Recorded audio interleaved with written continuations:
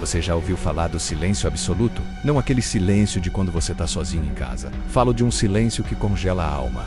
Na floresta existe um momento assim. De repente, tudo para. Os grilos se calam, o vento cessa, os pássaros desaparecem. É um silêncio tão profundo que você consegue ouvir seu próprio coração batendo desesperado. Os povos indígenas da Amazônia sabem o que isso significa. É o sinal. A mãe da noite está por perto. Dizem que ela não se mostra para qualquer um, mas aqueles que têm o azar ou a sorte de a verem, nunca mais são os mesmos. A escuridão ganha vida, formas se movem nas sombras e o silêncio. O silêncio é o aviso final.